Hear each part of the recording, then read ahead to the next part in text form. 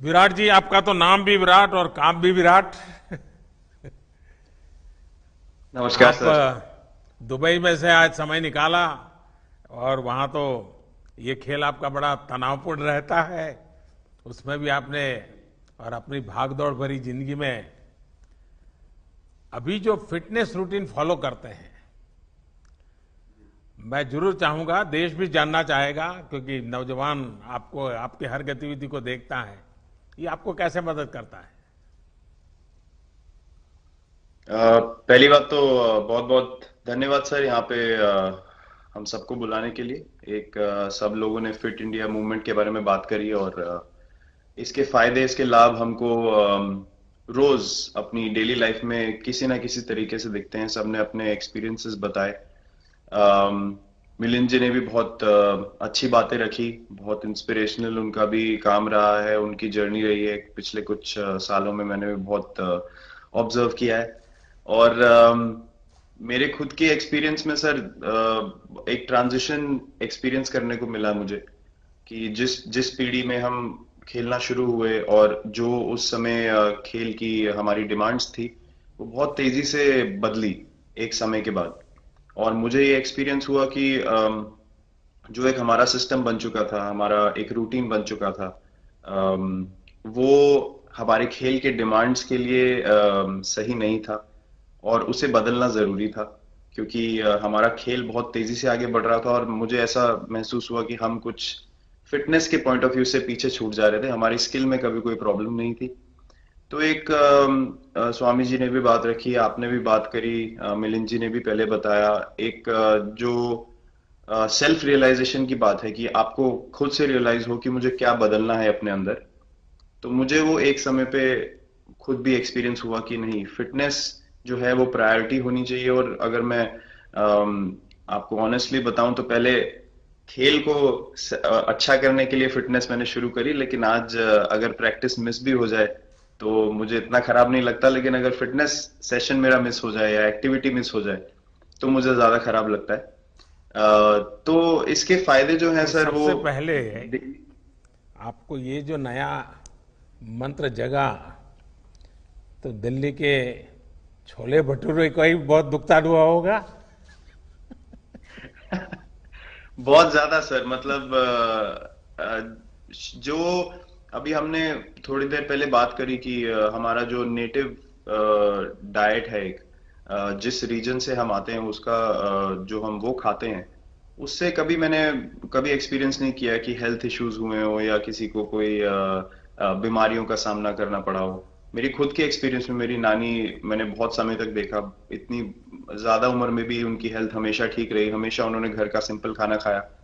तो मैं जब पला बड़ा तो शहरी खाना, मतलब बहुत ज्यादा बाहर का खाना होता था। खेलने कूदने जाते थे तो आते जाते बहुत सारी चीजें ऐसी खा ली कि जो हेल्थ पॉइंट ऑफ व्यू से अच्छी नहीं है। तो डाइट का भी एक बहुत बड़ा कंट्रीब्यूशन था, जो डिसिप्लिन नहीं था। तो वो फिटनेस, फिजिकल फिटनेस और डाइट दोनों चेंज करना पड़ा सर। उसकी वजह से ही चेंजेस आने शुरू हुए। और मैं इस चीज से इसलिए रिलेट कर पाता हूँ क्योंकि जैसे हमारे खेल में चेंजेस आए, आज की लाइफ की भी डिमांड्स बहुत ज्यादा हो गई हैं, बहुत हेक्टिक हो गई है लाइफ। तो अगर हम अपनी फिटनेस को उस पेस के साथ नहीं रखेंगे, सिंक में नहीं रखेंगे, तो हम पीछे छूटते चले जाएंगे। तो अगर हम लोग अपनी फिटनेस को नहीं इंप्रूव करते तो हमारे खेल में भी आज हम बहुत पीछे छूटते चले जाते।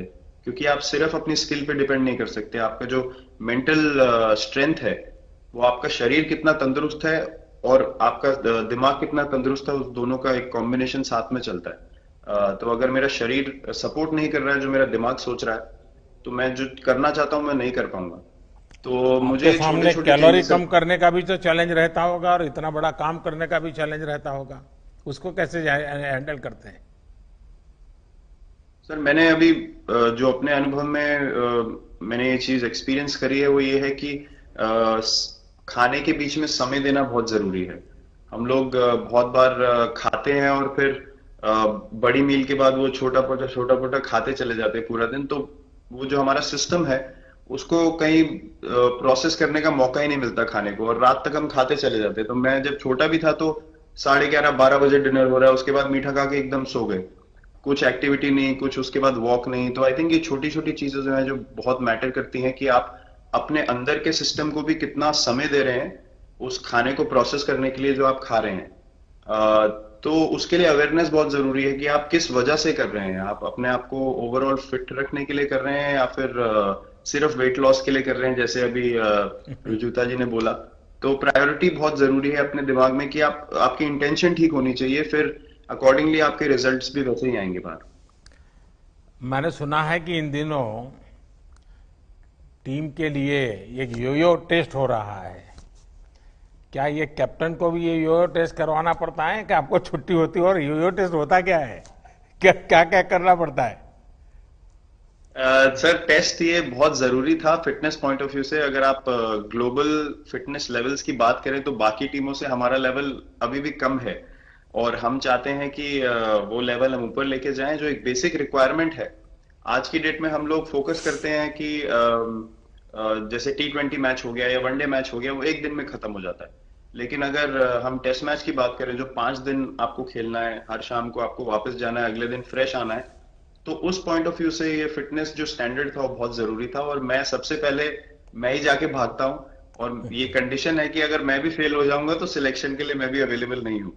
तो आई थिंक ये सिस्टम और ये कल्चर सेट करना बहुत जरूरी होता है। और उससे क्या होता है सर, ओवरऑल एक जो फिटनेस लेवल है टीम का बढ़ेगा। जैसे टेस्ट क्रिकेट में हमारा बहुत बार होता है कि आप थके हुए हैं, तीसरे दिन आके आपको, जैसे हमारे फास्ट बॉलर्स हैं आज की डेट में, वो दुनिया में सबसे ऊपर है, तो उनको अगर दूसरे तीसरे चौथे दिन आके वो एफर्ट डालना है फील्ड पे, तो वो डाल सकते हैं। पहले क्या होता था, स्किल हमारे पास हमेशा से रही है, लेकिन शायद जो मैंने आपको बोला वो ट्रांजिशन मैंने जो एक्सपीरियंस किया, हम लोग वो जरूरी समय जो आता है जहाँ पे शरीर थक जाता है और टीम को आपकी जरूरत है, वहां पे परफॉर्मेंस जो है हमारी डिप हो जाती थी और दूसरी टीम जीत जाती थी। आज की डेट में हमारी फिटनेस की वजह से हम वो जरूरी समय में उस चीज को कैपिटलाइज कर पा रहे हैं और हमारे रिजल्ट्स उसी तरीके से आ रहे हैं। तो एक एक sir benchmark I think elite sports में होना जरूरी है, उससे एक फिटनेस विराट कल्चर जी, बना। मैं देख रहा हूं कि आपका टाइम मैनेजमेंट तो है ही है, लेकिन फिर भी आपकी एक्टिविटी इतनी नजर आती है ना, मैं भी कभी कभी फॉलो करता हूं। कभी थकान नहीं लगती क्या आपको?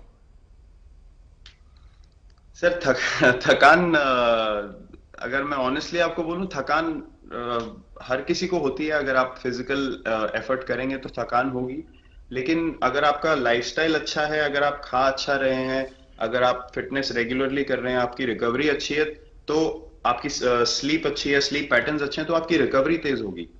तो अगर मैं थक रहा हूं और 1 मिनट में मैं दोबारा रेडी हो जा रहा हूं, तो वो मेरा प्लस पॉइंट है। तो आई थिंक वो मैंने एक चीज एक्सपीरियंस करी जो बहुत जरूरी हो जाती है। आपका ओवरऑल लाइफस्टाइल कैसा है उसके ऊपर बहुत डिपेंड करता है।